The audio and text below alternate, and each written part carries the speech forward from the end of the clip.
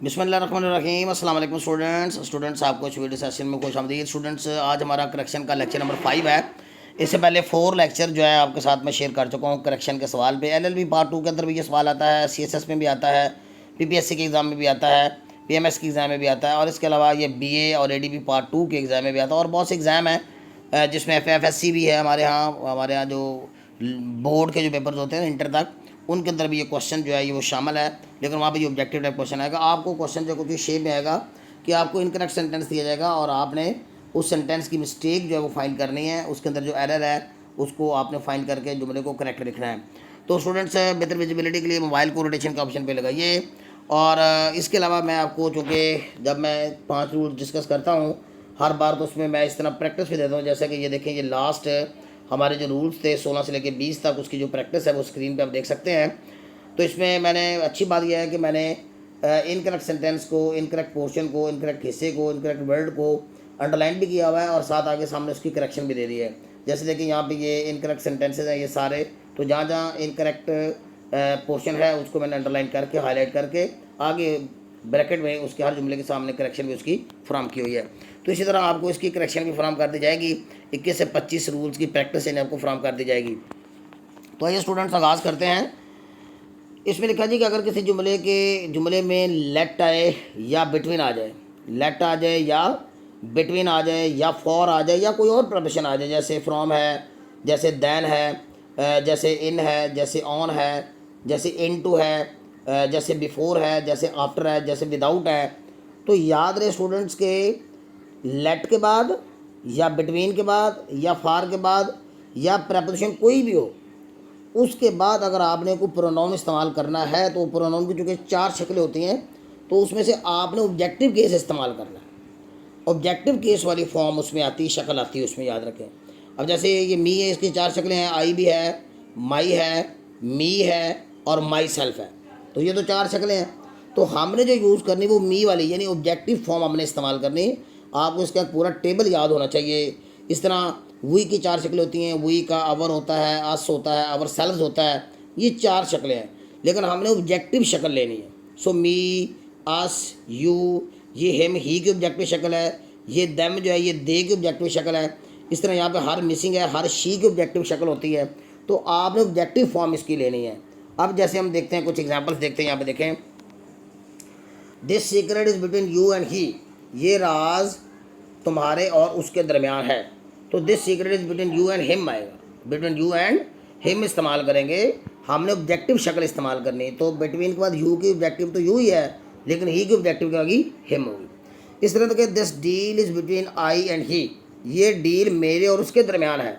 तो बिटवीन के बाद देखें एक प्रपोजिशन है और बिटवीन के बाद 2 आप नोट कीजिए यूज़ किए गए हैं प्रोनाउंस। तो आपने इसकी ऑब्जेक्टिव शक्ल इस्तेमाल करनी है। तो this deal is between me and him आएगा, this deal is between me and him. इस तरह let he go home now, उसे आप घर जाने दो। तो लेट के बाद ऑब्जेक्टिव केस इस्तेमाल होता है, तो लेट पर हिम इस्तेमाल करेंगे, ही इस्तेमाल नहीं करेंगे। ये देखें, इस तरह लेट शी डू होमवर्क, उसे होमवर्क करने दो। तो लेट के बाद हमने शी इस्तेमाल नहीं करना, बल्कि उसका ऑब्जेक्टिव केस हर इस्तेमाल करना है। This gift is bar for he and I, ये तोहफ़ा उसके लिए और मेरे लिए है।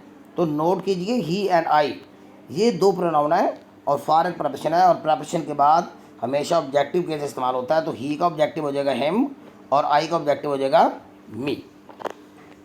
अब स्टूडेंट्स, हम रूल नंबर 22 को देखते हैं। इसका जो रूल है वो ये है कि अगर किसी फिक्रे के पहले इसमें रिलेटिव प्रोनाउन इस्तेमाल हो, रिलेटिव प्रोनाउन जो है ख़ास तौर पे जो फेमस 2 रिलेटिव प्रोनाउन है वो ये है, एक विच और एक हु। याद रहे स्टूडेंट्स कि जब ये रिलेटिव प्रोनाउन के तौर पे इस्तेमाल होता है ना ये वर्ड, ये हु, इसका माना जो होता है और विच का माना भी जो होता है।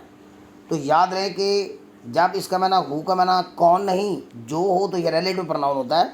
तो रिलेटिव प्रोनाउन के तौर पे जब ये इस्तेमाल हो जाए तो दूसरे से में हमने पर्सनल प्रोनाउन इस्तेमाल करना है। सॉरी, दूसरे से में पर्सनल प्रोनाउन इस्तेमाल नहीं करना।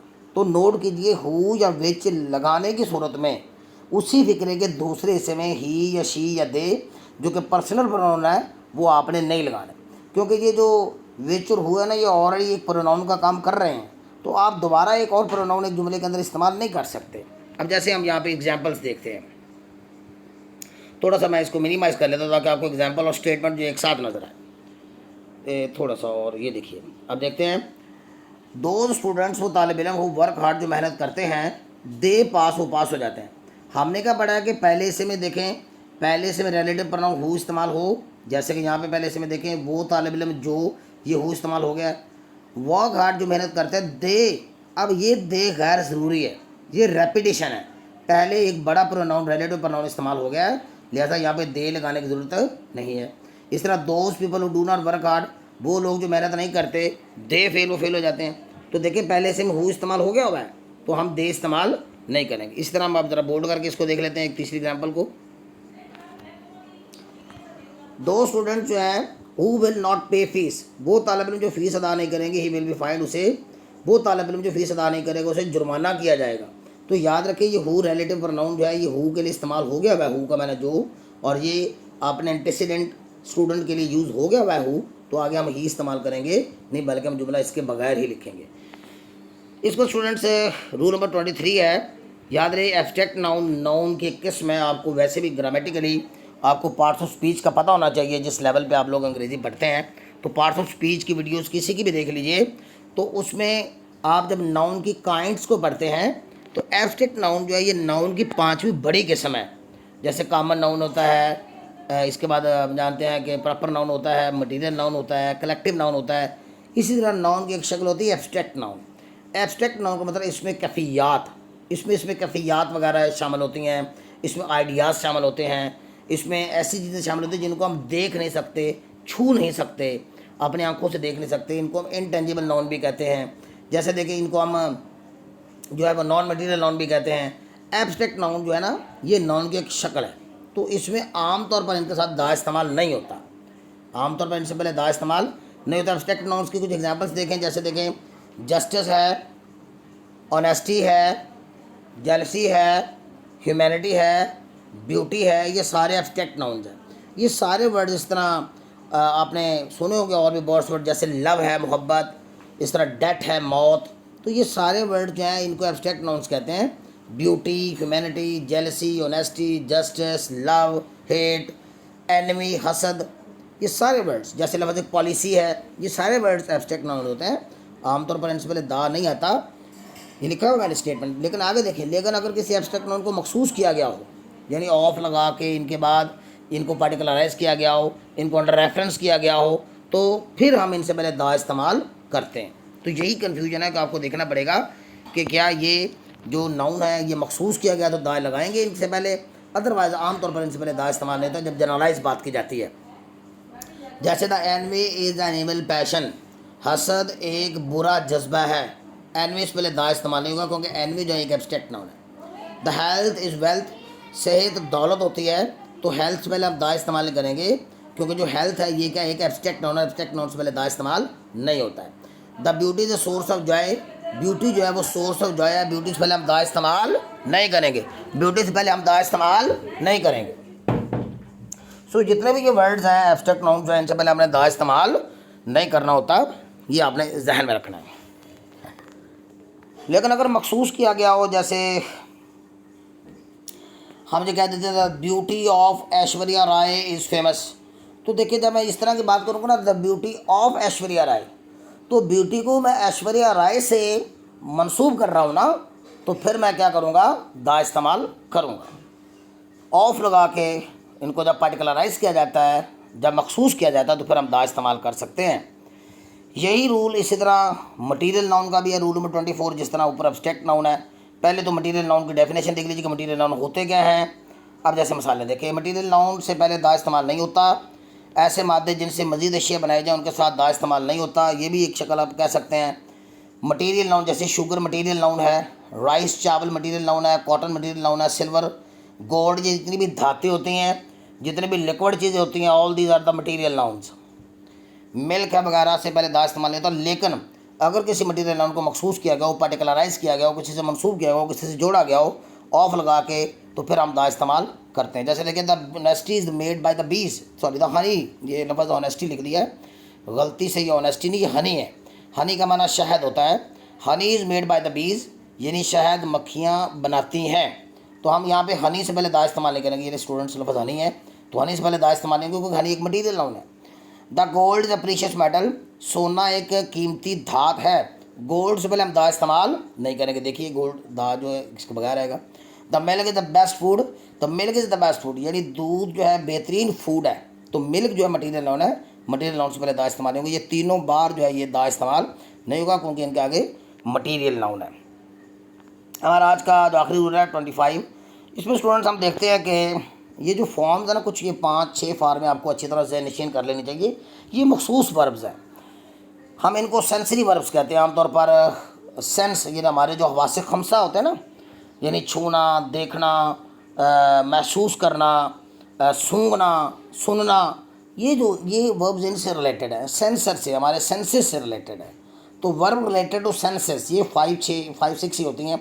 जैसे फील महसूस करना, ये छू के भी हो सकता है, आपकी छठी हिस्स के थ्रू भी हो सकता है। लुक देखना, ये आपकी आंखों के थ्रू होता है। अपीयर दिखना, दिखाई देना, आंखों के थ्रू होता है। सीन भी आंखों के थ्रू होता है। स्मेल सूंघना, ये नाक से रिलेटेड है। टेस्ट चखना, ये ज़बान से रिलेटेड है, सारी बात है। तो इस तरह स्टूडेंट ये जो वर्ब्स हैं इनको ऑब्जर्वेशन कर लीजिए पहले कि ये रिलेटेड टू सेंसेस वर्ब्स हैं। हमारे जो 5 सेंसेस या 6 सेंसेस हैं ये उनसे रिलेटेड वर्ब्स हैं। अच्छा, अब रूल क्या है इनके रिलेटेड? रूल ये है कि इनके बाद में एडजेक्टिव इस्तेमाल करना, एडवर्ब ऑफ मैनर इस्तेमाल नहीं करना।